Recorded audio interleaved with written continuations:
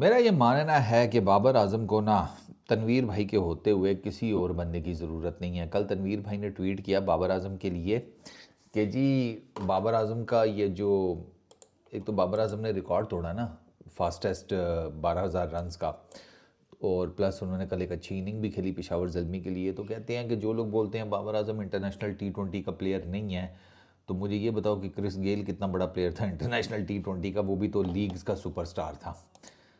मैं इसके ऊपर ज़्यादा बात करूँगा नहीं। ये बस वही माइंडसेट है यार। पहले बाबर आजम को इसी तरह के माइंडसेट के साथ विराट कोहली के साथ कंपेयर किया जाता था। अब विराट की जगह के ऊपर क्रिस गेल आ गया है। मतलब क्रिस गेल क्या चीज़ था, बाबर आजम क्या चीज़ है। क्रिस गेल के पास तो मेरा ख्याल है 2 वर्ल्ड कप्स हैं शायद T20 के। एक श्रीलंका वाला तो दूसरा भी शायद, इफ़ आई एम नॉट, दो है ना उसके पास, और ना एक तो मुझे पक्का याद है यार। ठीक है ना, उसी में तो वो ओपन गैंगनम स्टाइल आया था क्रिस गेल का। विराट कोहली के साथ तो जो कंपैरिजन के ऊपर बाबर आजम ने प्रेशर में ही टोक दिया था, तो उससे आपको पता चल जाना चाहिए ये माइंडसेट ही गलत है। क्रिस गेल का अपना हिसाब किताब था, बाबर आजम का अपना है। क्रिस गेल डिफरेंट किस्म के इस कॉन्टेक्स्ट में खेलता था। वो तो सिक्स मशीन था। वो लीग्स का सुपरस्टार ऐसे ही थोड़ी बन जाते हैं आप। लीग्स सुपरस्टार बनने के लिए आपको पहले T20 इंटरनेशनल में कुछ करना पड़ता है। ये तो ना कहें कि T20 इंटरनेशनल में क्रिस गेल ने कुछ किया नहीं है। वो लीग्स का सुपरस्टार बाद में बना है, लीग्स बाद में आई हैं। T20 इंटरनेशनल तो 2007 से स्टार्ट हो गए थे। आप बात कर रहे हैं कि भाई दो क्रिस गेल ने कुछ किया नहीं है। क्रिस गेल का अगर आप वर्ल्ड T20, यार तनवीर भाई आप ना, अब मैं आपको क्या क्या बताऊं यार। ठहरे रुके ज़रा, इसके साथ ही आपको ना तसल्ली कराता हूँ मैं। ये सर, हाय क्रिस गेल ना सर, टोटल उसके 10,000 प्लस रन हैं ODIs के अंदर। T20s में उसके, T20 इंटरनेशनल्स में उसके 1900 के करीब रन हैं। ठीक है, और T20s में उसके 14,000 प्लस, 14,500 प्लस रन हैं। ठीक है, उसका जो स्ट्राइक रेट है वो 144 का था, और 36 की उसकी बैटिंग एवरेज थी। उसके 2200 हैं T20 इसके में। ठीक है, और 88 उसकी 50s हैं, नंबर ऑफ 50s। अब आप सिर्फ अगर T20s में ही कर लें तो आप मुझे बताएं कि यार ये जो नंबर्स हैं ये क्या मैटर नहीं करते। ये नंबर्स उसके, बाय द वे, आप कह रहे हैं ना कि उसने T20s या T20 इंटरनेशनल्स में कुछ नहीं किया, ऐसी बात नहीं है। वो बेसिकली स्टार्ट वहीं से हुआ था।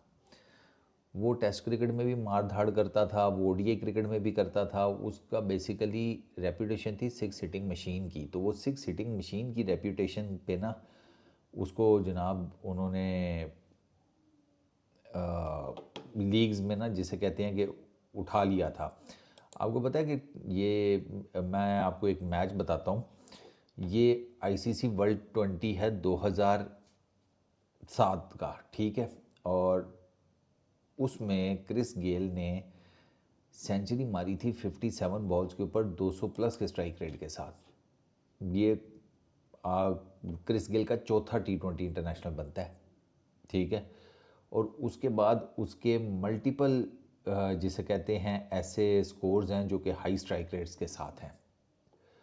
आप वो 1900 रन्स ना देखें, आप उन रन्स का इम्पैक्ट देखें, क्योंकि at the end of the day आप अगर छक्कों का वो निकाले ना हिसाब किताब, क्योंकि क्रिस गेल बेसिकली छाया था छक्के मारने की वजह से। वो छक्के बहुत मारता था। उसके हाईएस्ट नंबर ऑफ सिक्सेस में उसका नाम है, किसी भी फॉर्मेट में आप जाकर देख लें। टेस्ट क्रिकेट में शायद ना हो क्योंकि उसने टेस्ट क्रिकेट इतनी ज़्यादा नहीं खेली, लेकिन वाइट बॉल में तो आपको वो नज़र आएगा। तो वो इस अपनी जो सिक्स हिटिंग एबिलिटी है ना, उसकी बेस के ऊपर वो आया था। ठीक है ना, ऐसा नहीं है कि वो मुंह चुक के आपने कह दिया जनाब के उसने कुछ किया नहीं है, समथिंग लाइक दैट। उसके जितने भी बड़े स्कोर्स हैं वो सारे हाई स्ट्राइक रेट्स के साथ हैं। तो वो इम्पैक्ट डालने वाला प्लेयर था। मैं बाबर आजम को नलीफाई नहीं कर रहा या समथिंग लाइक दैट। लेकिन आप कंपैरिजन ना किया करें। बाबर आजम तो बेचारा पहले ही कंपैरिजन की मार खा खा के, क्योंकि अब उसको पता लग गया कि ये कंपैरिजन ने उसे उसके कैरियर में कितना बड़ा डैमेज दिया है, आप फिर वही काम कर रहे हैं। तो बाबर आजम को बराए मेहरबानी इन चीज़ों से दूर रखें, उसको खेलने दें जिस टाइप की वो क्रिकेट खेल रहा है। और अगर आप T20 इंटरनेशनल्स की बात करते हैं तो यहाँ तो पहले जो मैंने मशवरा दिया था वो मान लेते, अब वो चूँकि माना कोई नहीं है, तो करंट जो T20 इंटरनेशनल्स में बाबर आजम की फॉर्म है उसकी बेस के ऊपर वो जस्टिफाई नहीं कर पाता ना टीम में जगह, इसलिए लोग कहते हैं। लोग एम ही नहीं हैं, वो लोग बेसिकली किसी बेस के ऊपर ही बात करते हैं। मेरा अपना फेवरेट प्लेयर है, लेकिन जो बात लोगों की सही है, अब उसको आप सिर्फ इस वजह से थोड़ी नलीफाई कर देंगे कि जी मुझे पसंद है तो मैं आपकी बात नहीं मानने वाला। ये कल्ट मेंटालिटी जो है ना, इससे निकलें।